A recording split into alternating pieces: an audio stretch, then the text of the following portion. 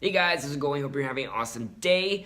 I am reading to you now my second self-published book. This is a brand new series. My second self-published book called Fallen Guardin, which I self-published back in 2015, 3 years ago. I will give you a bit of background on this book, and I will give you a brief synopsis before I start reading chapter 1 to you guys. So I started writing this book in 2013, 2014 roughly. I was writing it during my graphic design course in college. So I was writing it in between classes, during classes. It took me just under a year to write, and then I self-published it in 2015. It's fantasy, it's YA, it's a bit of a supernatural romance, but it's quite dark, it's quite gritty. I would recommend this book for anyone under 15. It deals with sensitive subject matter like suicide. There are demons, there are angels. This book isn't lighthearted in any way. So now I will give you a brief synopsis on the actual story. She saved the only man she ever loved, now she has to pay. Reese Featherway is a troubled young man who recently lost his loving girlfriend Olivia 6 months prior. Deep in his depression and guilt over her death, he one night decides to end it all. He jumps off his balcony to kill himself so he can be with her again in death. But as he has fallen, he is rescued by his guardian angel, Olivia, who is now in severe danger for saving his life and risks eternal damnation. In an enchanting, heartbreaking story, two passionate souls ripped apart by death are now brought back together to possibly make the ultimate sacrifice. It's a sacrifice for their love against the evil that wishes to tear them apart. Yeah, so that is that. So I guess I will jump right into it. Chapter 1. Again, these chapters are fairly short, so these episodes won't be very long. Opposed to my previous series where I read my first self-published book, A World Divided Blazing City. The chapters were quite long, but these are quite short. So yeah, I will get into it for you guys. For those who are with us no longer, who felt there was just one way out. Chapter 1. Dear Mom and Dad, and to whomever else may care, I wish you knew my heartache and misery as much as you knew your love and joy for each other. My love for you will be forever and for always. You and I both know I'm not the man of faith you would have liked me to have been, but I'm hoping this will prove me wrong. It isn't until you're about to descend into the deep dark abyss do you actually confront your beliefs and non-beliefs, and fully wish for the thing you were taught to believe from an early age, but chose to dismiss. I hope wherever I'm going that this faith will be waiting for me, like the countless numbers before me who had hoped and prayed for. I'm writing this because I don't care anymore. I don't care about my car. I don't care about my job, my money, my life. It has been a long time coming. This is it for me. I have run out of options. I know you don't understand, or maybe you do, but for me, this is what needs to be done. I'm sorry. I wish I'd been stronger. I love you, Olivia. We will be together forever now. For in heaven, two souls reunite and become one in ways a previous life would not allow. With much love, Reese. He only stared onward, but barely. His sluggish, sleep-deprived eyes were fighting to remain awake, the bags under his eyes looking like dark half-moon circles. It was fitting for a guy who could only be awake at night and dead during the day. Insomnia, the ultimate fuel for not giving a shit. This job, this grading construction job, it was all just a routine now, and it was shit. Why should he care about doing this? What was the point anymore? There was no point. It was all an empty vessel of meaningless priorities and deadlines. It was to let someone else boss him around and treat him like crap just because they could, and them knowing that he couldn't do anything back. It was like he was trapped. That's how he felt, every single day. But Reese wasn't that kind of person. He wasn't a pushover. His dignity alone cost him more fire rates than he could count on one hand. That was what his life had come to, working just to make money, the things people did for money. But what was money to him anymore? It was nothing. He knew entrepreneurship was the way to go, to build your own life from nothing, to set your own boundaries and ceilings. It was his path and his calling. It's what he wanted to do his whole life, to go out there and leave his stamp on the world. But was he doing that? No. Will he? No. The reason was himself. His own self was the problem in almost every aspect of his life, and it was sucking him dry of everything he had to offer. All that was left now was the hatred, the darkness, and the soul-crushing thoughts of his past. He wanted to scream it out for the world to hear. His life fucking sucked. Hey, stop that! From outside his bulldozer, an agitated voice was screaming out to him, demanding him to stop. The sound was like gravel in Reese's ears that made him cringe, waking up from a broken daydream of alcohol-induced nausea and not giving a shit. He sighed deeply and shut off the bulldozer, taking his sunglasses off and rubbing his eyes with his sweaty, tanned arm, the only decent thing this hellhole of a place provided for him. He was probably the only guy here who didn't have any tattoos plastered all over his body, since it seemed like a requirement to have some sort of ink by looking around at all the Bible quotes and drunken regrets of years past. He rubbed his hand over his shaved black hair, or head stubble, as his mom called it, and jumped out of the bulldozer to the horrendous sight of his boss. He did not need to see him right now. He looked like a pelican. That's right, a fucking pelican. "So what's the problem, son?" asked Taggio quizzically, the senior construction foreman, a.k.a. the heinous prick, a.k.a. the angry pelican. "I have a name," said Reese irritably. "Not hey you or wise ass or any other name you could throw around. It's Reese, or should I write it down and staple it to my forehead for you?" "Oh, that won't be necessary," yelled Taggio loudly over the noise of the equipment around them. "Go home. You're fired. You're not needed here anymore." He motioned his head towards Reese's Honda truck, solidifying the demand. "I've given you chance after chance, and there's nothing to show for it from you. Only a miserable work ethic and a disrespectful attitude. Absolutely nothing sinks into that hollow skull of yours, does it? You just won't listen, and are not capable of doing what is required of you, so you gotta go." "I've been doing everything that I've been assigned to," countered Reese. "Who cares how it's done, as long as it's done?" The pelican shook his head and laughed slightly. "Except you've been doing it wrong most of the time. You messed up that foundation the other week, and it had to be redone. More money had to be spent to have that fixed. Not to mention every other thing you've done in the last 4 weeks had to be properly redone. You're always late. Sometimes you don't even show up. Then there's the destruction of equipment." "Destruction my ass," yelled Reese. "Do you see me blowing shit up on purpose?" "No, but you're throwing our property on the ground like it was a tissue you just finished jerking off into," replied Taggio.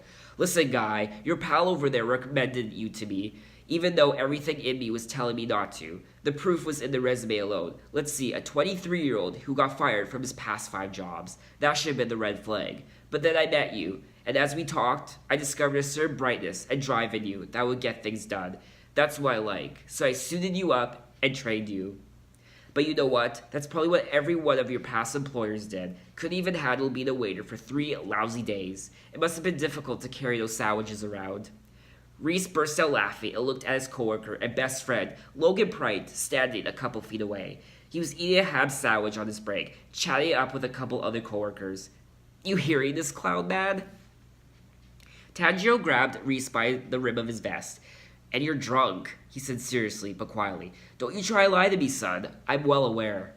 Reese stopped laughing and gave him a stern look. He pulled away. "What? No, I'm not. What proof do you have?" "You're hungover, or you come to work drunk. You've been drunk every day this week. Or maybe it's not alcohol, but sure is something."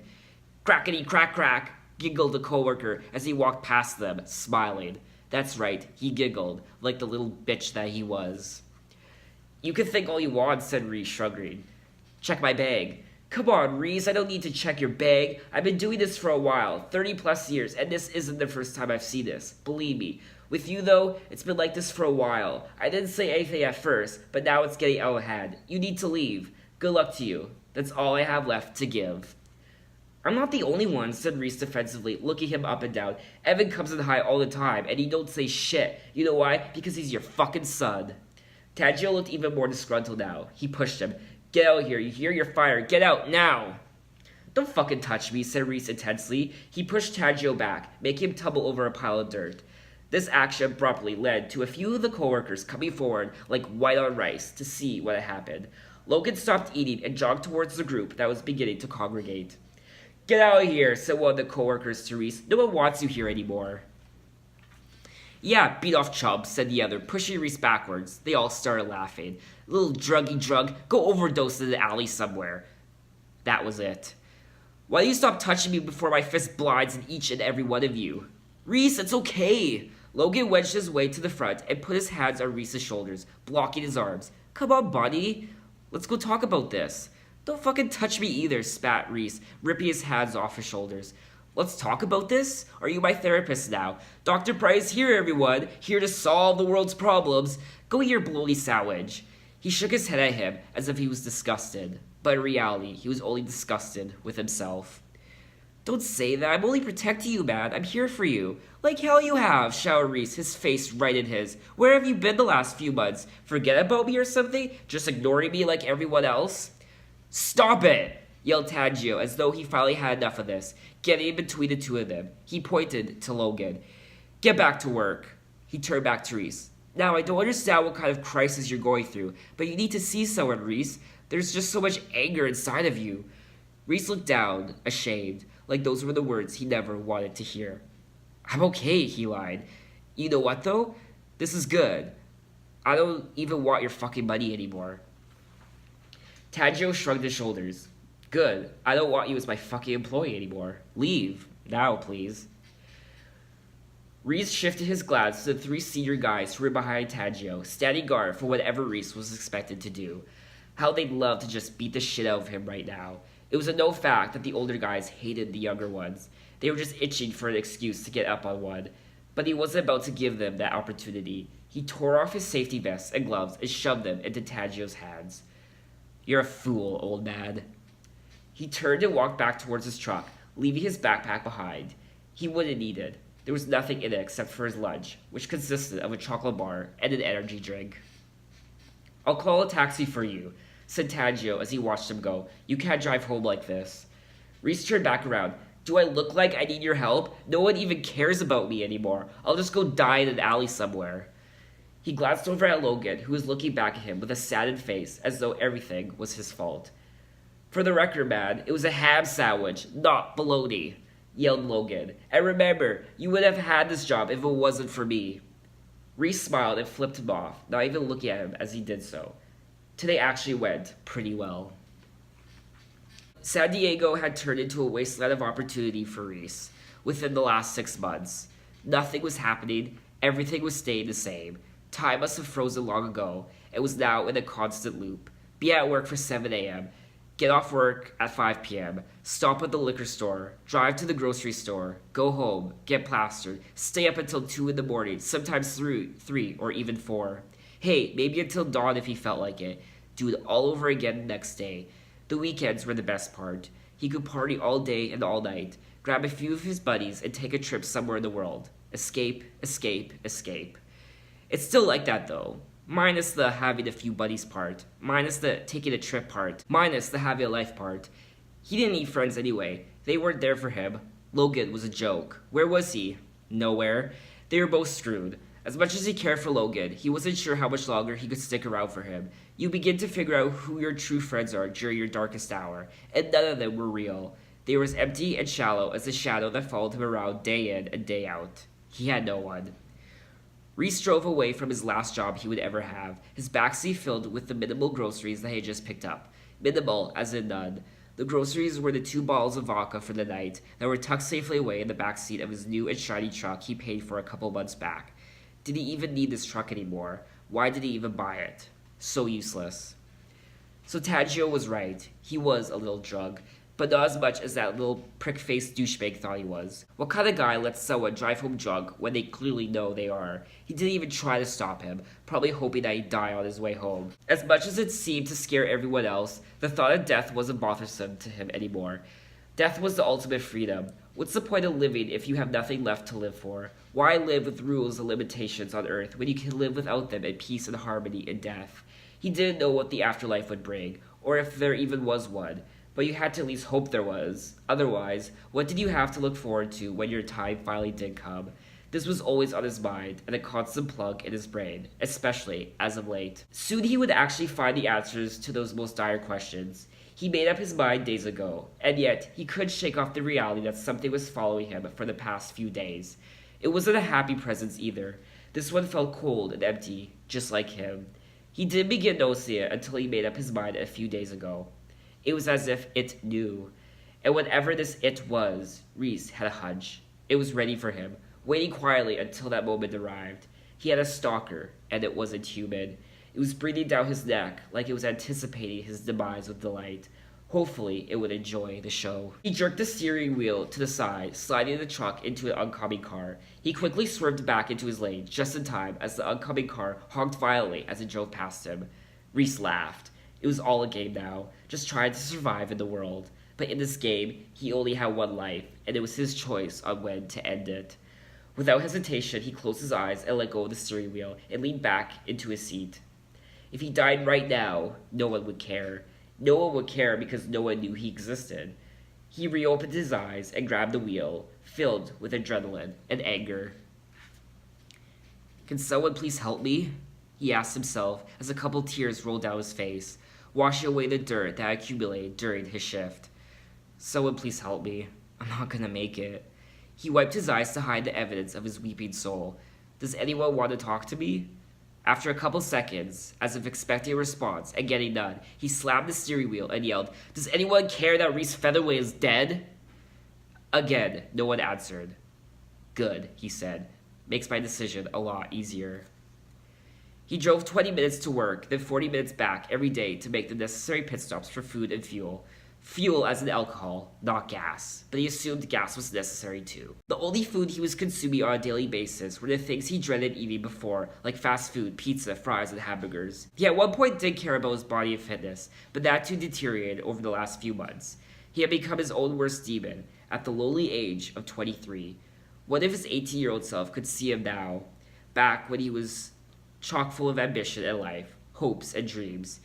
He went to university to study business, but dropped out after 1 year because of a deep-rooted hatred that he refused to talk about or even think about. So much was happening back then that sometimes he felt like he couldn't breathe. To this day, it felt like it was choking him and kicking him while he was down. If only time travel were possible, he'd go back and fix it all. Then he'd be happy again. He wanted to feel the sun again.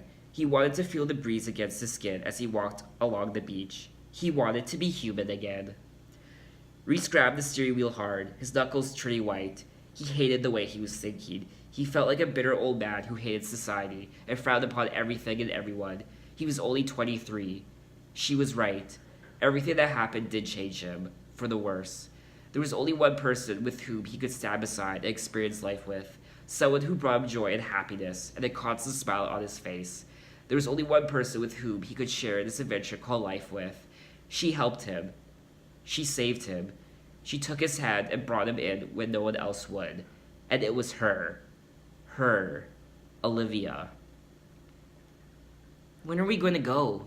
She asked, wiping her blonde bangs aside, her glorious smile a beacon of true radiance. I'm always excited to go on another trip with you. Where are we going now? Reese turned his head to the passenger's seat and smiled genuinely for the first time in a long time.